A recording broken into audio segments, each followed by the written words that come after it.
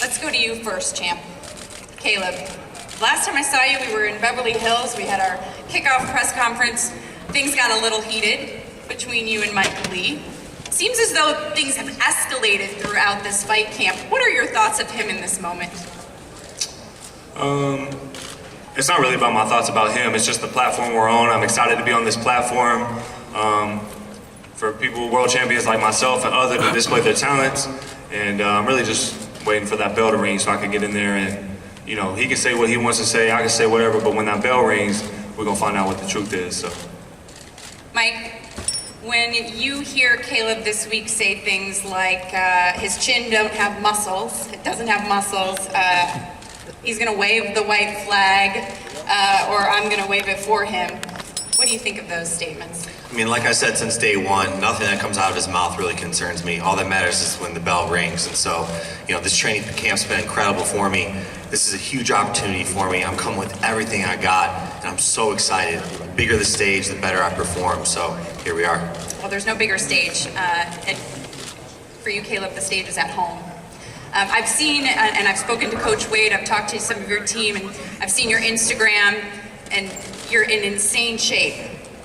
Better shape than you were for your last fight. I don't even know what those muscles are that you've got when you flex. The gills is what I'm told by Jordan. What have you done differently, and why have you amped up training so much for this fight? I wouldn't really say that we've done a whole lot of things differently. I've just went harder and we've added a little bit more. I've been saying this all week, and you'll continue to hear me say it. It was a goal to win a world title. It was not the goal. I don't feel like I'm at the peak of the mountain. I feel like I'm at the base of it, and I don't feel like I'm the hunted. I still feel like I'm hunting.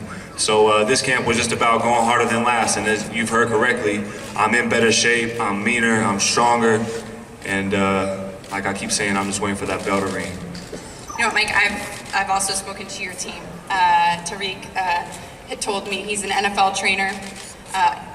He said that he brought his entire stable of NFL guys down to train with you in Santa Monica in the sand.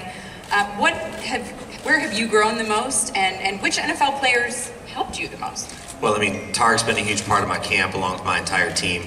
Jamal Abdullah and Julian Chua and Andy Galpin as well helped me with this weight cut. I feel phenomenal. So, you know, it's been more about training around those elite athletes, but everything we're doing is boxing focused. We've stepped it up. You know, we know that this is a huge fight, so everything we've done for the past 10 weeks, I mean, actually longer than that, has really stepped it up. And so, you know, I feel phenomenal. The weight's coming off, and I'm in a beautiful, beautiful position. You last weighed in at your last fight 173 pounds, if I'm not mistaken. Obviously, you have to weigh in at 168 pounds. How is your weight right now? It's great. I mean, all we have to do is hit that 168 and then the 10-pound weigh-in. But come fight night, I know I'm going to be the bigger, stronger fighter, and I can box too, and I have athleticism. So, you know, all these things combined, I'm feeling great, man. I'm feeling like the new champ. What do you weigh right now? 205 pounds. How about you, Caleb? I'm on weight right now. Y'all been seeing me. If y'all follow me, y'all know I eat good. I eat what I want, when I want. I'm not into all that, so it takes 12 weeks. It's gonna take him 12 weeks to get down in weight, and he thinks he can put all that back on in 24 hours. It don't work like that, but, you know, they work with football players and stuff. Boxing's a little bit different. Well, you look good for 205 pounds, that's Thank for sure. you. 225, actually. Oh, 225, yeah, it's going up by a minute. When we get to the weigh-in tomorrow, it's the final chance for you to see Mike Lee. Do you put any weight into weigh-in day and what you might see from an opponent? Muscles don't win fights, size don't win fights, words don't win fights, skills win fights. Anybody who knows me knows I have the skills, they know I got the grit, I'm the full package. I've been doing this my whole life. Unlike him, I've been doing this my whole life. Nothing else. No Subway commercials, like I said. No selling CBD, none of that. I've been boxing my whole life. I'm bred for this. So when that bell rings, he gonna find out the hard way. I mentioned that you talked about waving the white flag. Do you think he has quit in him? We're gonna find out when that bell rings. That we will. Mike, in terms of your training, where do you feel the most improved? Because I know you've done a lot of things differently and you've upped your game.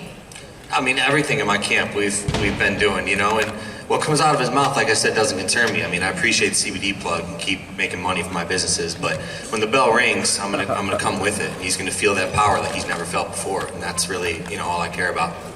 You went to Notre Dame. You graduated with a degree in finance. You will become, if you win, the first ever boxing champion out of Notre Dame.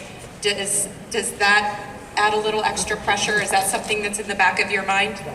It doesn't add any pressure. We've had, you know, a phenomenal, the alumni network and the fans have followed me from city to city. I fought in Vegas like 7 times, headlined at Notre Dame. You know, that school's been a huge part of my career, you know, in and out of sports. You know, they've taught me a lot about giving back. So whether it's getting involved in Notre Dame charities or getting involved in the alumni network, it's been a part of me since I was 0-0. And here we are at 21-0, going for 22-0. About to win this title, and I know that Notre Dame alumni are going to be out, and the Fighting Irish are going to be really loud Saturday night. Caleb, you've got all of your family here, your friends, your team. This is your home.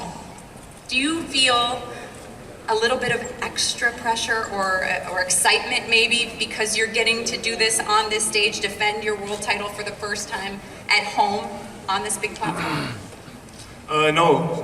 No extra added pressure just because my friends and family are there.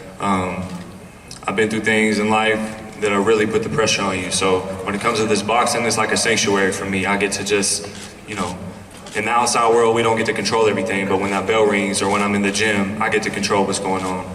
And I think that's why it's been a sanctuary for me. So for my friends and family to be front row for what I'm about to do on Saturday night, no extra pressure. It's gonna be fun. I know that you're a big visualization guy. Mike, your team told me this week that you too are big into visualization. How have you seen this fight playing out?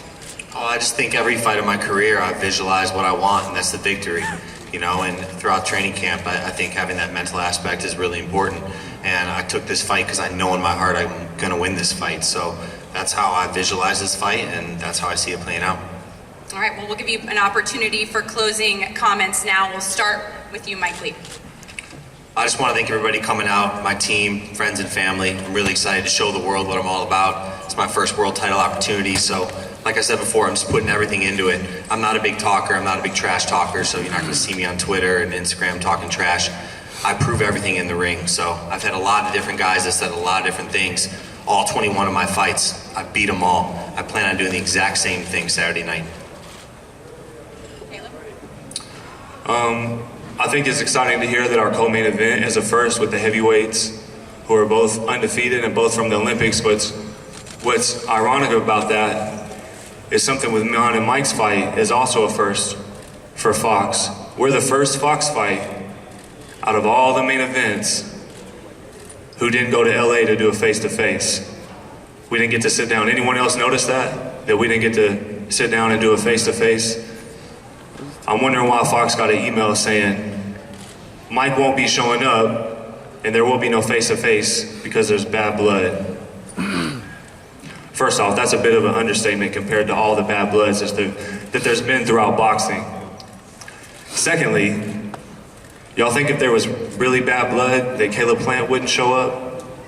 That I wouldn't want to be a part of that? If there was actual bad blood? Y'all know me better than that. So I just have a question for Mike of why we didn't get to do a face-to-face. Because if he really felt like he was going to beat me, since all that many people don't really know him in or outside of boxing, wouldn't he go do that face-to-face to publicize this fight and to publicize himself? That way, after this fight, his brand would be that much bigger. That's because he knows he's not going to beat me. All that matters is what happens in the ring Saturday night. So why didn't we do a face-to-face? Tell him why we didn't do a face-to-face. All that matters Saturday Why didn't we do a night. face-to-face? We hop in the ring. Because he didn't want to sit in front of me. He didn't want to be in that room. Because he says what I say don't bother him. We'll do face-to-face right now. But he didn't want to sit in that room with me by himself. Because he knows I eat him alive. If the words didn't bother him in LA, then why didn't we sit down in the same room together and do face-to-face? Because he didn't want to show up. Everybody knows you're not the brightest star in the sky here, man. Then why didn't we do face-to-face? Answer that. Because he don't have the answer. He don't want to answer in front of you guys. He don't want to say why. Answer the question. Why didn't we do a face-to-face? Saturday night is all that matters. Final answer. There you have it. We can't wait. There you have it. We'll send it back to you. Scared.